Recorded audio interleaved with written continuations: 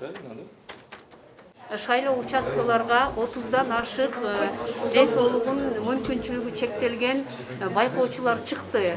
Мындай байкоочулар деген бүт байкоочулар менен бирге иштеп деген Кыргызстандын 40 шайлоо участкасында азыр иштеп атышат. Эртең мененки 7ден кечки 7ге чейин андан кийин дагы иштешет.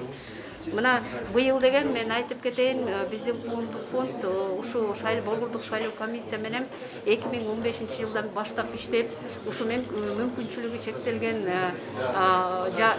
шайлоого катышуучулар үчүн ар кандай мына эрежелерди жана кандай шарттарды түзгөн боюнча иштедик. Мына айтып кетсем деген, бүгүн деген ар бир шайлоо участкада деген мына моорекиндей чакыруу кнопкасы турат.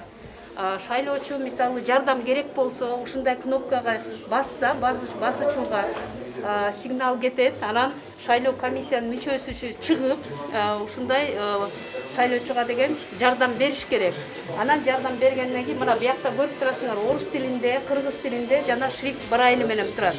Ушул эме кнопкалар деген жакын жерде болуш керек. Андан кийин участкадан жардамчы чыккандан кийин ушу шайлоочуну алып кирип деген анан жардам берет. Андан тышкары мына ар бир шайлоо участкада деген мына моорекиндей шайлоо кандай бериш керек, добушту кандай бериш боюнча деген ушундай инструкция атайын бар да.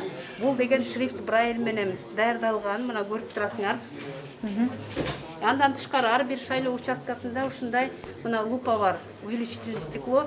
Көздөрү азиз же жаман чала көргөндөр ушинтип иштешет. 70 миңдей ушу мүмкүнчүлүгү чектелген шайлоочулар бар.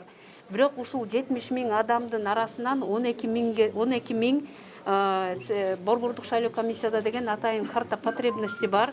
Бул карта потребности деген атайын ушу ар кандай мүмкүнчүлүгү шайлоо участкасына жок болуп келе албагандар деген ушу 12 миң адам кирген да. Анан ал адамдар көчө деген ошо шайлоо беришип, анан шайлоо бере албагандар деген бүгүн мына дагы катышат. Андан тышкары деген мына биздин коомдук байкоочулар деген бүт ушу шайлоо участкаларда деген ушундай шайлоочулар кандай шайлоо берип атышат, шарттар деген түзүлдүбү же түзүлгөн жокпу деп биз деген байкоо жүргүзүп атабыз. Мисалы шайлоо участкасында деген пандус бар болуш керек. Ошол пандус туурабы же туура эмеспи? Андан тышкары деген ошол шайлоо участкасында деген мисалы дараткана деген бөлмө деген туура келеби, туура келбейби?